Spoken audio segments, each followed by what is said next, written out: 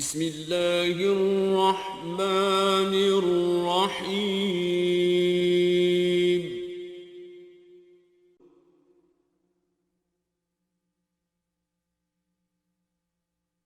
وَلَقَدْ يَسَّرْنَا الْقُرْآنَ لِلذِّكْرِ فَهَلْ مِن مُّدَّكِرٍ مالك يوم الدين إياك نعبد وإياك نستعين اهدنا الصراط المستقيم صراط الذين أنعمت عليهم غير المغضوب عليهم ولا الضالين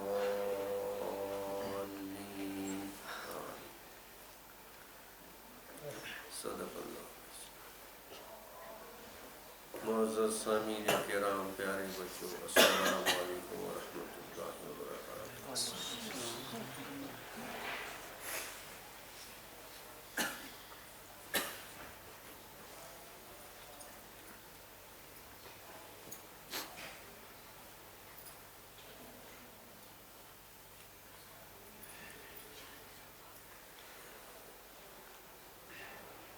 پرسوں کچھ دن پہلے ایک موقع ملا کہ ایک نشست ہوئی. آج کے یہ جو ہمارے نوجوان ڈاکٹر صاحبان ہیں ان کے ہاں ایک عرض جو میں نے وہاں کی، تو یہاں بھی چونکہ اکثریت جو ہے شاید کم بے سارے ہی ہیں، بچے ہیں اور نوجوان ہیں،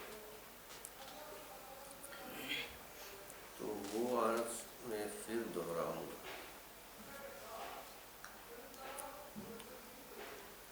میں نے عرض کیا کہ دیکھو بچوں، ایک بات جو میں اس وقت آپ کو بتاؤں گا، لیکن آپ اس کو شاید اس وقت نہیں سمجھ سکیں گے. یہ بات سمجھ آتی ہے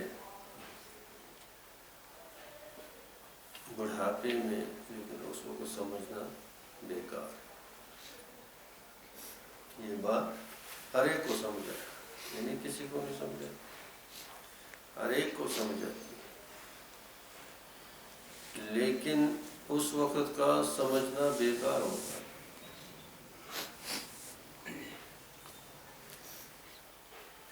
اور اگر آپ کے اس وقت سمجھ میں آ جائے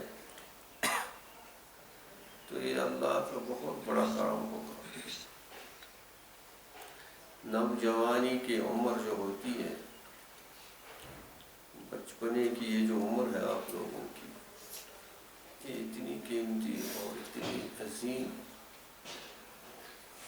باقی جو 45-50 سے ڈھل گیا، وہ بیچارہ بہت اپنی طرف سے کوشش کرتا ہے، لیکن اس کے قوہ جو ہے، اعزاز جو ہے، انہوں نے جواب دیا ہوتا ہے، وہ نہیں کر پاتا.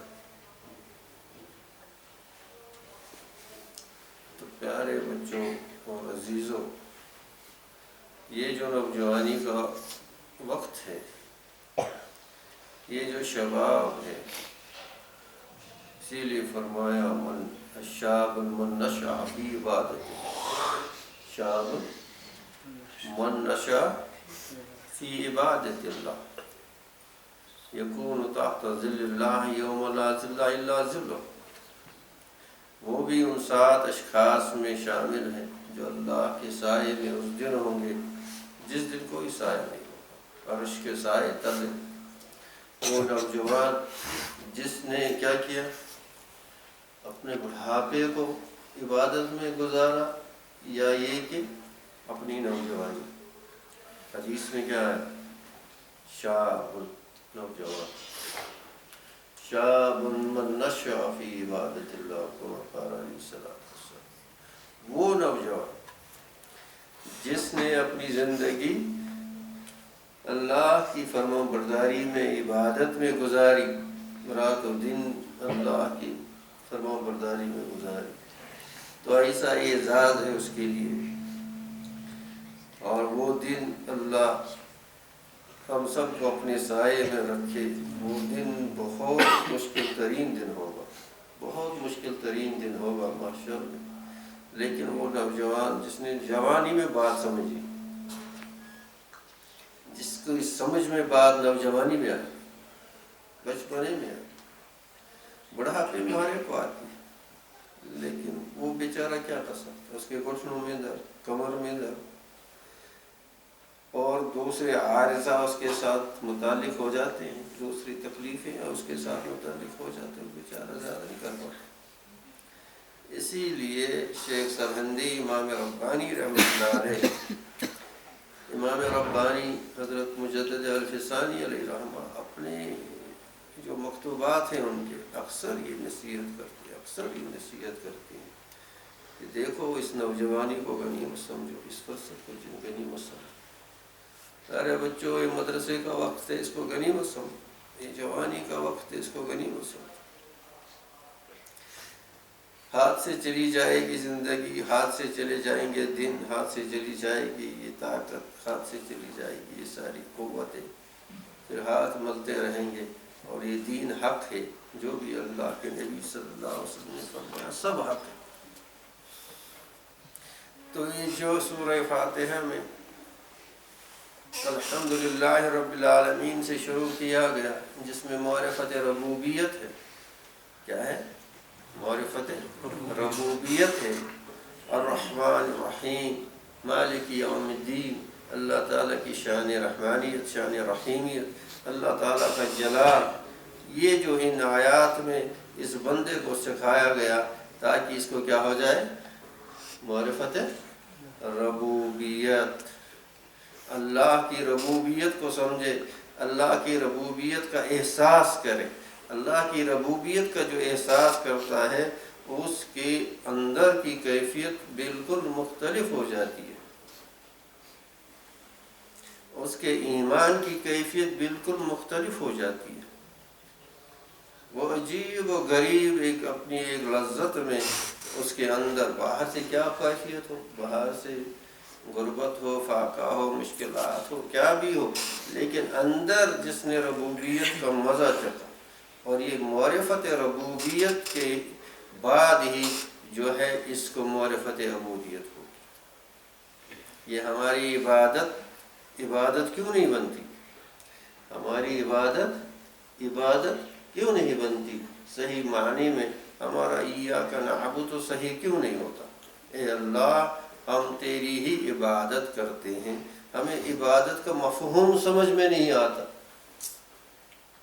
ہمیں عبادت کا مفہوم سمجھ میں نہیں آتا۔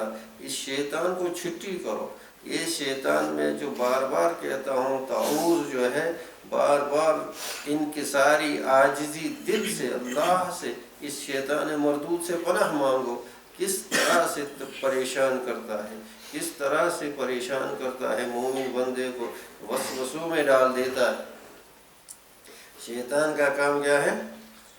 وسوسوں میں ڈالنا۔ اور یہ جو شیطان کا کام جو ہے، دو دشمن ہے انسان کے، کیا ہے؟ ایک تو نفس ہے اور ایک شیطان ہے۔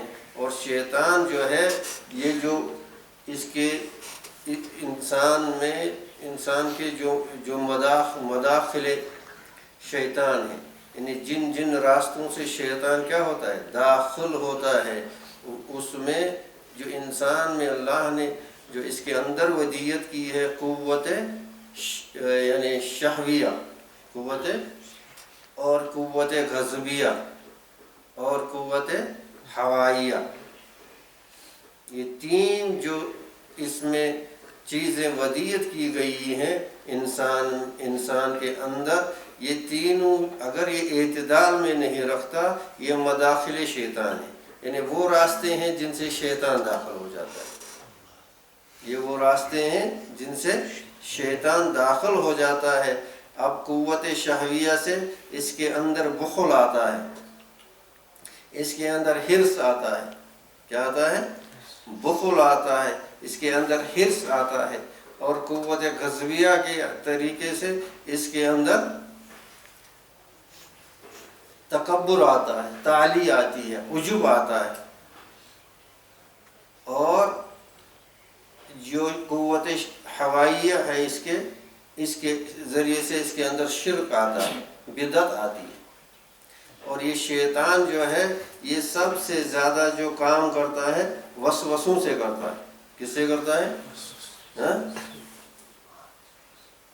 اور اگر ان تینوں کو جمع کر کے جو ایک مادہ انسان کے اندر بنتا ہے، ایک مادہ جو اس کے اندر بنتا ہے جو اس کے لیے زہر قاتل ہے، اس کا نام معلوم ہے کیا ہے؟ اس کا نام حسد ہے۔ یہ سارے 6 اگر جمع کیے جائیں، بخل و حرص، کبر و عجب، شرک و بدعت، ان سب کا مجموعہ جب اس کے نفس کا جو اس کے نفس کی صفت مذمومہ ہے، صفت ذمیمہ ہے، وہ کیا ہے؟ کتنے ہو گئے؟ 7۔ تو 7 کا علاج سورہ فاتحہ کی 7 آیتوں۔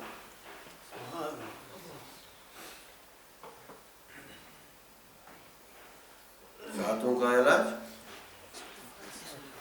ہاں، سورہ فاتحہ ہی سب کچھ ہے، قرآن اس کی تفصیل ہے، یہ اجمال ہے، قرآن اس کی کیا ہے؟ تفصیل ہے، اور یہ اجمال ہے۔ الحمدللہ رب العالمین الرحمن الرحیم مالک یوم الدین ایاک نعبد۔ اب اس کے بعد یہ سمجھ جاتا ہے کہ جب ربوبیت کو سمجھائے گا پھر اس کے زبان سے عبودیت کا لفظ نکلتا ہے۔ اب عبادت کہتے ہیں کس کو ہے؟ الانتقال من دار الغرور الى دار السرور، الانتقال من الحق من الخلق الى الحق، مخلوق کی طرف سے نکل کر خالق کی طرف متوجہ ہو جانا، مخلوق کی طرف سے، اس دار غرور سے، یہ جو دھوکے کا گھر ہے، اس سے نکل کر دار سرور جو ہمیشہ رہنے والا ہے۔ اب جب اس کی توجہ خالص ہو جاتی ہے، کیا ہو جاتی ہے؟ خالص ہو جاتی ہے، اسی لیے اس کو جب تک اور چیزیں دل میں موجود ہیں، جب تک اس کا کلمہ صحیح نہیں ہوا، لا اس کا صحیح نہیں ہوا، یعنی اس نے دل سے اور چیزیں نہیں نکالی، اللہ کے سوا جو بھی چیزیں۔ اب یہ بندہ بار بار پریشان کیوں ہوتا ہے؟ بار بار پریشان کیوں ہوتا ہے؟ کیونکہ اس کا ایمان جو ہے ناقص ہے، اس کا ایمان، قرآن کو اللہ جل شانہ نے کہا کن چیزوں پر، یعنی اس کا اختتام فرمائے، قل اعوذ برب الفلق من شر ومن شر غاسق اذا وقب ومن شر النفاثات ومن شر حاسد، قل اعوذ برب الناس مالک الناس الہ الناس من شر الوسواس الخناس الذی یوسوس فی صدور الناس من الجنۃ والناس۔ اب یہ شیطان کے وسوسے اتنے اشد ہیں، اتنے سخت ہیں، یہاں 3 صفتوں کا بیان کیا گیا اور اس پر قرآن کریم کا اختتام ہوا۔ قل اعوذ، کہہ دیجئے کہ میں پناہ مانگتا ہوں، برب الناس ومالک الناس وإلہ الناس من شر الوسواس الخناس الذي يوسوس في صدور الناس من الجنة والناس۔ یہ شیطان بہت بڑا دشمن ہے، نہیں اس مومن بندے کو عبادت کی طرف آنے دیتا ہے، اس کو طرح طرح کے وسوسوں سے۔ تو جب تک یہ اپنے آپ کو اللہ کی ربوبیت میں اپنے آپ کو مستغرق نہیں کرے گا اور سب چیزوں کو نہیں نکالے گا، اب جب تک یہ دین کے طرف سرسری طور پر اس کا برتاؤ دین کے ساتھ سطحی ہے، سرسری ہے، تو وہاں سے بھی برتاؤ ایسا ہی۔ اس لیے جو ہے آج کل جو ہے چونکہ صحیح طریقے سے دین پر محنت نہیں کرتا، چونکہ صحیح طریقے پر دین پر محنت نہیں کرتا، صحیح طریقے سے دین کو سمجھنے کی کوشش نہیں کرتا، صحیح طریقے سے ایمان کامل اور یقین